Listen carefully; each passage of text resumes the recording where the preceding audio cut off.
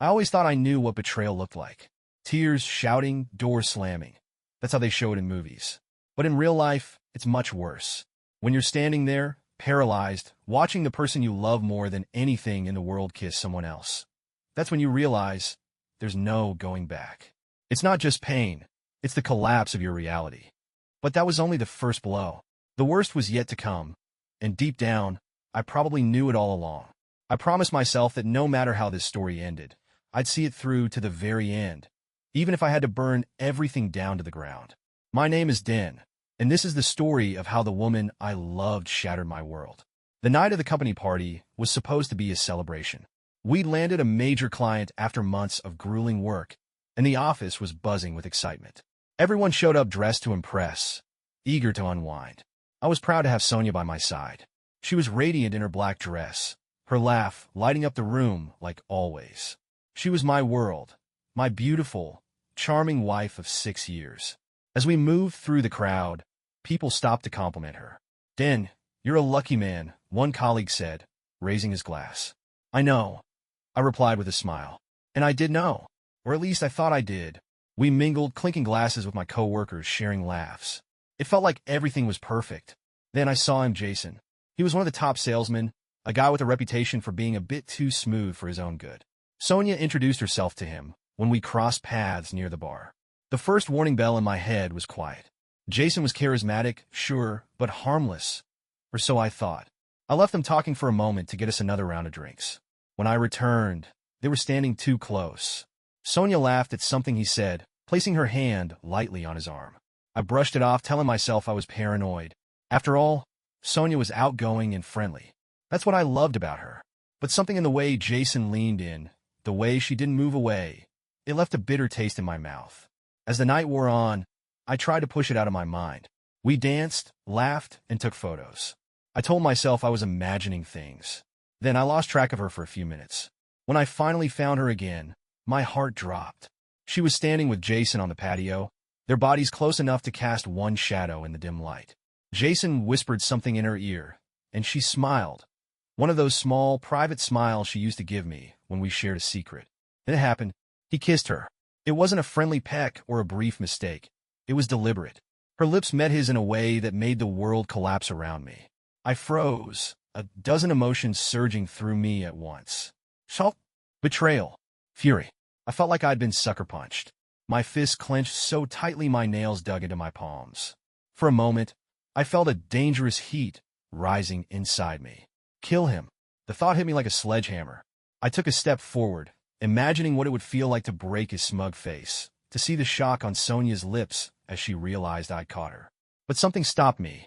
Another voice, quieter but steadier, whispered inside my head. "No, not here. Not like this." I turned away, walked back through the crowded room, and out into the night. The cool air hit my face like ice, but it did nothing to cool the fire inside me. I kept walking, my mind spiraling. I wasn't sure how long I wandered before I ended up at our apartment door, feeling like I was standing at the edge of an abyss. When Sonia got home later, she acted as though nothing had happened. She walked in with a soft smile, still glowing from the party. "Hey, babe," she greeted me, slipping off her heels and padding across the room. "Tonight was fun, huh?" Fun. The word felt like a slap. "Yeah," I muttered, not looking at her. She wrapped her arms around me from behind, pressing her cheek to my back. "I'm so proud of you, Den," she whispered. "You're amazing." I felt sick. I wanted to turn around and scream at her, demand answers, shatter the illusion she'd wrapped herself in. But I didn't. I stood there, numb, trapped between love and rage. That night, I lay awake while she slept peacefully beside me, unaware of the storm brewing within me. I stared at the ceiling, my thoughts circling the same agonizing question. Why? By morning, my heart was bruised, but my mind was made up. I wasn't ready to lose her. Not yet. I convinced myself that maybe, just maybe, it was a mistake, a moment of weakness. And if she was still mine, I could fix this. I love her too much to let her go. Love can make you blind to the truth, or maybe I was willfully blind. I told myself that Sonia was still the woman I married, that the kiss I saw was a lapse in judgment, not a sign of something deeper. I buried it, forcing the memory down like a bad dream. And for a while things felt good again. Sonia was attentive and warm, The same loving woman who knew all my quirks and comforted me when work stressed me out. We went on dates, watched movies late into the night, and cooked dinner together in our small but cozy kitchen. There were nights she'd wrap her arms around me, whispering, "I'm so lucky to have you." And like a fool, I let myself believe her. Then the first crack appeared. A few weeks before my birthday, I came home to find a small, gift-wrapped box on the bedroom dresser. I smiled, thinking she had planned something special. I picked it up, turning it over in my hands, expensive wrapping paper, neat corners. Sonia had always been thoughtful with surprises. Inside were cufflinks, silver, elegant, engraved with intricate detail. My heart swelled. I imagined her picking them out, picturing my reaction as I opened them. But when my birthday came, the box she handed me wasn't the same. It wasn't cufflinks. It was a watch. A beautiful watch, sure, but my mind kept circling back to the gift I'd found earlier. Why had she changed it? I didn't ask her that night. I didn't want to seem suspicious or paranoid. But something gnawed at me. I couldn't let it go. The second crack came when I noticed the lingerie. Sonia loved treating herself to nice things, perfumes, dresses, shoes. But this was different. One morning, I saw a delicate lace set in her drawer, still with the tag attached. It wasn't her usual style. It was expensive, seductive, and new. But she never wore it. Not for me, at least. I brushed it off at first. Maybe she was saving it for a special occasion. Maybe I was being paranoid again. Then came the final blow. The company had gifted me a voucher for a trip to the seaside, a reward for our hard work. I could have exchanged it for cash, but I wanted something special for Sonia. So, instead of taking the money, I bought her a ring. Nothing flashy, but elegant. Something I thought symbolized our renewed bond. She kissed me when I gave it to her, tears in her eyes. "It's beautiful, Denver. I love you." I believed her. God help me. I believed her. Then, 2 days before my birthday, Sonia told me she had to go on a business trip. I felt like the ground had shifted beneath me. A business trip? On my birthday weekend? She nodded, guilt in her eyes. "I'm so sorry, babe. It's last minute, and I can't get out of it. I'll make it up to you, I swear." I nodded, trying to mask my disappointment. "It's okay. We'll celebrate when you get back." The apartment felt empty without her. The silence was suffocating. So, I did something impulsive. I decided to use the voucher and head to the seaside alone. Maybe some fresh air would clear my head. The hotel was luxurious. Polished marble floors, grand chandeliers, the scent of salt water wafting through the open windows. I should have felt relaxed, but something about being there alone made me feel hollow. That evening, as I walked through the lobby, my phone buzzed in my pocket. Sonia's name lit up the screen. "Dan," she said, her voice cheerful but tired. "I miss you so much." "I miss you too," I replied, trying to keep my voice steady. "How's the trip?" She sighed dramatically, the way she always did when she wanted my sympathy. "Exhausting. So many meetings back to back. I barely had time to breathe today. And the hotel bed? Horrible. I'd give anything to be in our bed with you right now." I smiled bitterly, pressing the phone closer to my ear. "I wish you were here too." As she spoke, I wandered through the grand lobby, letting her voice fill the empty space inside me. The sound of her, soft and familiar, made it easy to imagine she was exactly where she said she was, at some faraway conference, bored and overworked. But then my gaze drifted across the room. My heart stopped. In a quiet, cozy corner filled with plush leather sofas, I saw them. Jason was lounging comfortably, scrolling through his phone, and beside him, with her head resting on his shoulder and a soft smile on her lips, was Sonia. I blinked, certain my mind was playing tricks on me. But it wasn't. There she was in a flowy sundress, her hair loose around her shoulders, laughing at something Jason showed her on his phone. She didn't look tired. She didn't look overworked. She looked happy. My mouth went dry. "Dean? You still there?" Sonia's voice was soft in my ear. I swallowed the lump in my throat. "Yeah, I'm here. You sound quiet. Are you okay?" I stared at them, the phone pressed so hard to my ear it hurt. Jason leaned in closer to her, brushing a stray hair from her cheek. She smiled, warm and tender, the same smile that once made me feel like the luckiest man alive. "I'm fine," I lied, though my voice cracked. Sonia sighed again. "I just wish I was with you instead of here. You know how much I hate these business trips." I felt like I was suffocating. The audacity, the sheer cruelty of it, was more than I could comprehend. "I know," I whispered. "It's not fair." She yawned, completely unaware of how my world was crumbling. "Well, I should get some sleep. Big day tomorrow. I love you, Denver." I closed my eyes, feeling the weight of those words like a knife in my chest. I love you too. The call ended, and for a long moment, I just stood there, staring at them. Jason reached for her hand, and she let him. My beautiful, lying wife, sitting in another man's arms while feeding me sweet lies. The storm inside me surged again, screaming for vengeance. But this time I didn't walk away out of weakness. I walked away to plan. She thought I'd never find out, but I did. And when the time came, she'd know exactly what it felt like to lose everything. I didn't remember walking back to my hotel room. My legs moved on autopilot while my mind unraveled. Every word she'd said on the phone echoed in my head, drenched in lies. I miss you. I'm exhausted. I love you. They weren't just words anymore. They were weapons she'd used to keep me blind. I sank onto the bed, my fists clenching the sheets until my knuckles turned white. My heart felt like it was being ripped apart. Why? I'd given her everything. My love, my loyalty, my trust. I'd forgiven her once, convinced myself she deserved a second chance. And this was how she repaid me. The memory of her curled up next to Jason replayed in my head like a cruel film reel. The way she laughed with him, the soft look in her eyes, like he was her world. No, that was supposed to be me. I sat there in silence for what felt like hours. Eventually my phone buzzed. It was a message from Sonia. Sonia, good night, love. I'll call you tomorrow. I stared at the message, my vision blurring with rage. She had no idea I'd seen her. She thought I was still her trusting, clueless husband. But not anymore. The next morning, I forced myself to get up and go through the motions. I couldn't let her know anything was wrong. Not yet. If I wanted to tear down the world she'd built with lies, I had to be patient. I had to be smart. I went for a walk along the beach, trying to clear my mind. The sun was bright, and the waves lapped gently at the shore. To anyone else, it was paradise. To me, it was a cruel reminder of the trip I was supposed to be taking with my wife. As I walked, a familiar voice called out behind me. Dean? Is that you? I turned and saw Eric, an old friend from college who now worked remotely as a travel writer.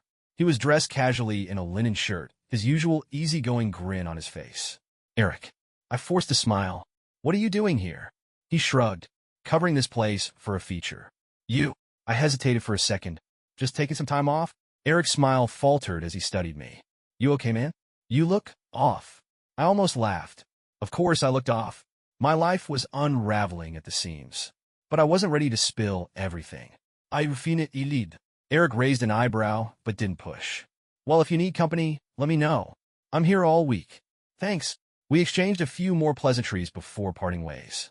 I knew Eric meant well, but there was no one I could talk to. Not yet. This was my burden to carry alone. That night, I couldn't sleep. Images of Sonia and Jason haunted me every time I closed my eyes.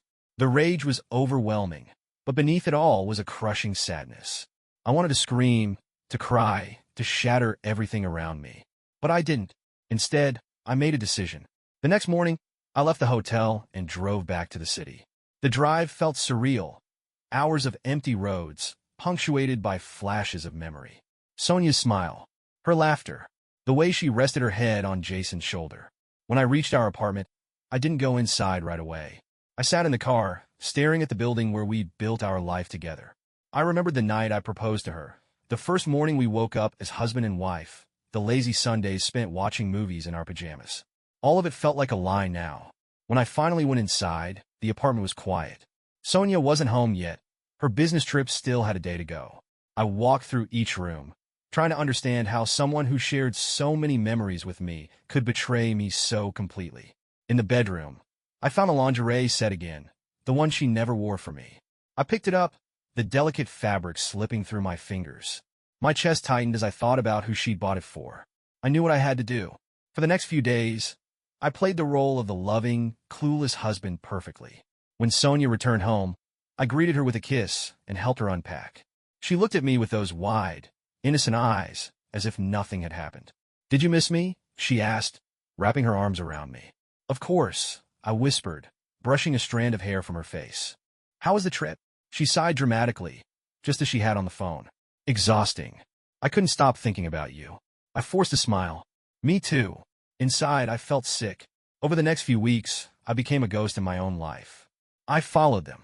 I watched from a distance as they met in coffee shops and restaurants. I recorded their conversations, took photos of their embraces. I became the kind of man I never thought I'd be, obsessive, paranoid, driven by nothing but revenge. And all the while, Sonia had no idea. She thought she'd won. But I was done forgiving. I was done waiting. Her birthday was approaching, and she wanted to throw a big party at our apartment. Friends, family, co-workers, the whole shebang. I agreed, smiling as she planned the decorations and menu. She thought I was excited. In reality, I was preparing for the end. I'd collected enough evidence to destroy her, and I knew exactly how I was going to do it.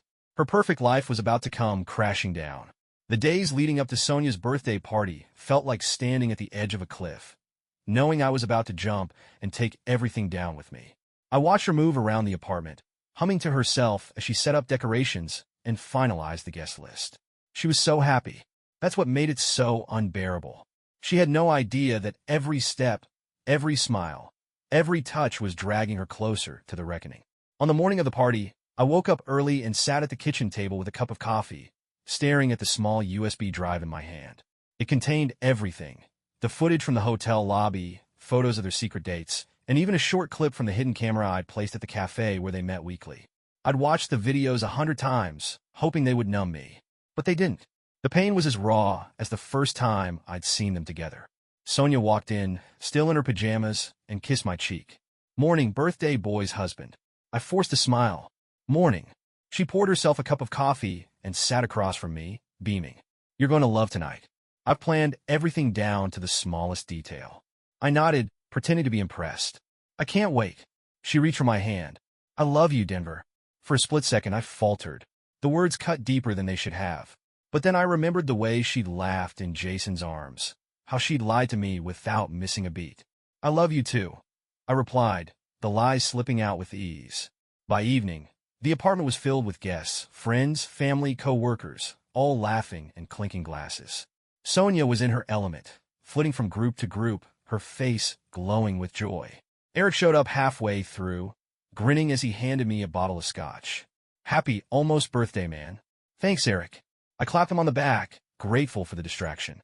He leaned in, lowering his voice. "You good?" "You seem distant." I nodded. "Just tired. Long week." He frowned but didn't push further. "Well, try to enjoy yourself." "Yeah," I muttered. "I will." But we both knew that wasn't true. After the cake was cut and the music slowed, Sonia stepped to the center of the room, holding a glass of champagne. "Okay, everyone," she called out, her voice bright and cheerful. "Before we toast, I have a surprise for Den." The guests cheered as she gestured toward the TV. I put together a little video montage of our memories. Our trips, our anniversaries, everything that makes our life special. I smiled, pretending to be touched. "You really didn't have to." She winked. "Of course I did." She handed me the remote, expecting me to hit play on her preloaded video. But I'd already switched it out. My heart pounded as I pressed the button. The screen flickered to life, and for a moment, everything was silent. Then, the footage from the hotel lobby appeared. At first, the guests were confused, until they saw Sonia, wrapped around Jason, laughing in his arms. Gasps rippled through the room. The video changed to another clip, Sonia and Jason at the cafe, leaning across the table, holding hands. Her face was unmistakable, her smile identical to the one she gave me when she pretended everything was fine. Sonia's laughter echoed through the room, captured by the hidden camera. But this time, no one else was laughing. The room fell into stunned silence. "Turn it off." Sonia's voice rang out, sharp and panicked. She lunged for the remote, but I stepped in her path, blocking her. "Why?" I asked, my voice calm. "Don't you want them to see how special our life really is?" Her face went pale as the weight of what was happening settled in. She looked around the room, eyes wide with terror as she registered the shocked stares of our friends and family. "Dan, please," she whispered. The video ended, the screen cutting to black. The silence was suffocating. Then someone muttered, "Oh my God." Eric's face was a mixture of disbelief and anger. "Is this real?" I nodded, my voice steady. "It's real." Sonia reached for me, tears streaming down her face. "Then, he can explain." I stepped back. "Explain what? That you've been cheating on me? That every time you told me you loved me, you were lying?" The room watched in horror as she collapsed onto the couch, sobbing uncontrollably. Jason wasn't there to save her this time. After a few painful moments, the guests began to leave, whispering, shaking their heads, and throwing Sonia disgusted glances. Eric stayed behind, his face tight with fury. I didn't know, man. I swear. I know, I replied. He placed a hand on my shoulder. I'm so sorry. I nodded, too numb to respond. Sonia looked up at me, her face streaked with mascara and tears. Please don't do this. Don't leave me. I stared down at her, the woman I'd once built my life around. You left me the moment you chose him. Her sobs grew louder, but I felt nothing. No sympathy. No pain. Just the cold certainty that this was the end. I walked to the door, grabbed my coat, and turned back one last time. Happy birthday, Sonia. And then I left. The night air was cold against my skin as I stepped outside. The street was quiet, a strange contrast to the chaos I'd just left behind. My heart should have been pounding, my mind racing, but instead I felt empty. I had done it. I had ripped apart the illusion Sonia had built, exposed her betrayal for everyone to see. She had no more lies to hide behind, no more sweet words to manipulate me with. And yet, the victory felt hollow. I sat on a bench outside our building, staring blankly at the passing cars. Memories flooded in, the good ones, the ones I'd spent months trying to preserve. Our wedding day, the lazy Sundays, the way she'd laugh until tears streamed down her cheeks when I told her a ridiculous joke. I felt like I was mourning someone who had died, even though she was still alive upstairs, sobbing in the ruins of what we once had. Eric came out a few minutes later, his expression grim. He lit a cigarette and offered me one. I shook my head. You don't smoke, he muttered, taking a drag. No. We sat in silence for a long time before he finally spoke. I don't even know what to say, man. That was brutal. I exhaled slowly. She deserved it. Yeah, Eric agreed, though he sounded unsure. But, are you okay? I didn't answer. How could I be okay? My entire life had just imploded. The woman I loved, the woman I had forgiven, had betrayed me twice. How do you come back from that? Eric put a hand on my shoulder. You're not alone. Den, whatever you need, I'm here. Thanks, I murmured. But I need to do this on my own. He nodded reluctantly, flicking the cigarette to the curb. If you change your mind, you know where to find me. I watched him walk away, feeling both grateful and unbearably lonely. By the time I went back upstairs, the apartment was quiet. Sonia was still sitting on the couch, surrounded by the remnants of her birthday decorations. She looked up when I walked in, her eyes swollen and red. You came back, she whispered, as though she hadn't expected me to. I leaned against the doorway, keeping my distance. I just came to get some things. Her face crumpled, and she buried her head in her hands. Dean, please. I'm begging you. Don't do this. Her voice cracked with raw emotion, but I felt nothing but exhaustion. You did this, Sonia, I said quietly. You destroyed us. She stood up suddenly, closing the distance between us. It wasn't supposed to be like this, she cried. I never wanted to hurt you. My laugh was bitter and hollow. You never wanted to hurt me? You slept with him, Sonia. You looked me in the eyes and told me you loved me while you were with him. She reached for my hand, but I pulled away. It was a mistake, she pleaded. I was lonely. I was scared. I don't know why I did it, but I love you, Denver. Ido. I stared at her, searching for any trace of the woman I'd fallen in love with. But all I saw was someone who had taken my trust and shattered it. Someone who had put her own selfish desires above everything we had built. Do you even hear yourself? I asked, my voice trembling with anger. You don't destroy someone you love. You don't lie to them, make them feel safe, and then tear it all apart. Her tears fell harder. I can change. I'll prove it to you. Just please don't leave me. The apartment felt suffocating, the walls closing in around me. I couldn't do this anymore. It's too late, Sonia, I said softly. You made your choice. Now I'm making mine. Her sobs turned desperate as she clung to my arm. No, please. We can fix this. I gently but firmly pulled her hands off me. I filed for divorce yesterday. The words hit her like a punch. She stumbled back, shaking her head in disbelief. No, you didn't. I did. She collapsed onto the floor, her cries filling the room like a broken symphony. But I didn't look back. I grabbed my bag and walked out the door, leaving the apartment, the life we'd shared behind me. I didn't go far. I checked into a small hotel a few miles away. The room was plain, bare walls, a worn-out bedspread, but it was quiet. I sat on the edge of the bed, staring at nothing. I expected to feel relief. After all, I'd done what I set out to do. But instead, all I felt was grief. I'd loved her with everything I had, and despite everything she'd done, a part of me still did. The weight of it all crashed over me, and for the first time since that night at the seaside hotel, I let myself break. I cried, for the life I thought we had, for the man I used to be. But as the tears slowed, something else took its place, a quiet resolve. This wasn't the end of my story. Sonia may have taken years of my life, but she wouldn't take my future. And one day, I'd find someone who knew how to treasure the kind of love I had to give. For now, though, I had to pick up the pieces and learn how to live again.